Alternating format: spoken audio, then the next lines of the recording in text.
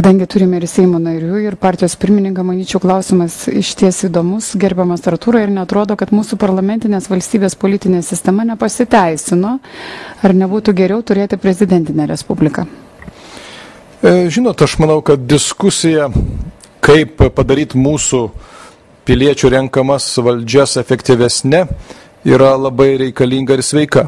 Netgi ateities vyriausybės programoje yra keletą įrašytų siūlymų, kurie galėtų būti pradžia tokios diskusijos. Pavyzdžiui, padidinti barjerą, kurį turi gauti partijos, kad būtų atstovaujamos Seime, nuo 5 iki 7%. Radikalu, bet panagrinėkim. Nes iš tikrųjų tai verstų galbūt partijas daugiau tarpusavėje bendrauti ir ieškoti sutarimo, o ne steigti atskiras partijas. Dabar tiesiog juokinga yra, šiandien yra 41 politinė organizacija Lietuvoje. Tai tiesiog leisiu pajuokauti kaip Alibaba ir 40 plėšikų. Ir tas 7% barjeras galbūt ir taptų sveikesnis visai mūsų politiniai sistemai, būtų partijų pagaliau mažiau. Nes man važinėjant po Lietuvą gyventojai labai dažnai kelia tą klausimą, kodėl pas mus tiek daug tų partijų. Bet tie patys gyventojai rinkėjai tai lemia. Todėl siūlymas koncentruokite savo balsus į tuos, kurie tikrai gali tai, ką sako, padaryti. Kartu yra vienas iš siūlymo ateities vyriausybės programoje pailginti Seimo kadenciją iki 5 metų. Irgi diskusija. Europarlamentas yra 5 metų kadencija, nemaža dalis parlamento Europoje taip pat dirba 5 metus. Bus mažiau tų galbūt rinkimų, mažiau tų pinigų išleisim. Galbūt Seimo nariai taps labiau profesionalus. Ir aišku, tam tikras funkcijas, kurias šiandien vykdo prezidentas ir vyriausybė, apie jas taip pat reikia diskutuoti. Matome šiandien, kur didžiausias problemas. Teisėsaugos institucijose. Teismai, teisėsaugos institucijos, kurios šiandien yra pirmiausia tiesioginė prezidento atsakomybė. Ir jeigu jos netgi esant geram prezidentui Valdui Adamkui šiandien sugebėjo taip degraduoti, tai vadinasi kažkur yra negerai. Tai galbūt iš tikrųjų reikėtų tai peržiūrėti.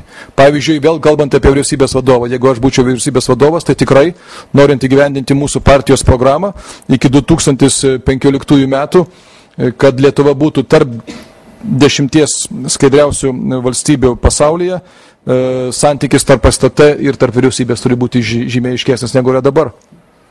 Turim likti ir vyriausybės vadovą, tačiau jam neduodame instrumento, kad jis galėtų veikti aktyviai. Ir aišku, kaip rodo besivystančios arba gerai įsivyščiusios šalis, kurios šiandien yra laimingos, kaip pavyzdžiui Danija, Jungtinės Amerikos valstijos ir kitos, visur yra vykdomoji valdžia stipri.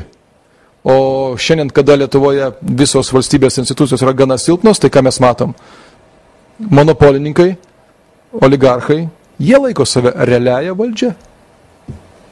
Klausimas, kuris galbūt įdomus netokiai dideliai Lietuvos interneto vartotojų ir rinkėjų, bet tikrai aš žinau, kad net ne vienas siūlymas yra šiuo klausimu ateities vyriausybės programoje pateiktas, todėl aš paklausiu visų.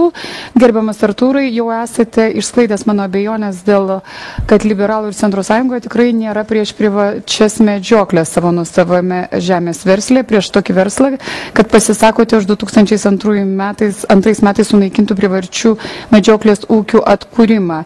Ir tada yra klausimas, ar jūsų ateities vyriausybės programoje nuostata egzistuoja, ar būsimasis jūsų aplinkos ministras Čaplikas pradės pertvarkas mūsų nuo sovietmečio nereformuotame medžioklės ūkyje. Kol kas nemačiau tokios nuostatos ateities vyriausybės programoje, bet labai kviečiu ją įrašyti. O jau galbūt yra įrašyta, tai tada Algis Čaplikas tikrai galės pakomentuoti. Puikiai šią temą žino. Pasakyti tik tai, kad gerbiamam Rimvydui atsakiau elektroniniu paštu, kad mes visada buvom, arba laikėmės tos pozicijos, jog ne medžiotojas, ne savininkas ieško medžiotojo, norint gauti sutikimą, o medžiotojas ieško savininko žemės ir gauna iš jo sutikimą. Tai yra pagrindinis principas. Nuosavybė šventa ir tas žmogus, kuris ateina jo nuosavybę, jis turi derinti su savininku visus rūpimus klausimus. Ta Seimo teikiama atvirkštinė koncepcija, kai kurie Seimo nariai teikia, kad savininkas turėtų ieškoti medžiotojo, mūsų man neteisingai. Taip negali būti. Aš esu savininkas, Jonas yra savininkas ir tas, kas nori ateiti jo nuosavybę, jis privalo gauti jo leidimą. Algis turėtų menį perkeltinę prasme, jūs esate savininkas. Ne, aš be abejo, aš sakau, kaip ir visi daugelį iš mūsų savininkai. Aš paprastai vaizdžiai. Medžioklės plotų. Na, o dėl medžioklės tai vėlgi, kaip šis problema bebūtų svarbi, bet Nu tai, tegul ponas Rimvydas neužpyksta, tai nebus pati pagrindinė problema artimiausių 4 metų. Lietuva turi žymiai didesnių problemų, kurias reikės tikrai spręs. Prie visos pagarbos medžiotojams ir medžioklės ūkiam. Jeigu žmonėms tai rūpi, tai dar irgi liūdė, kad dar ne viskas taip yra blogai.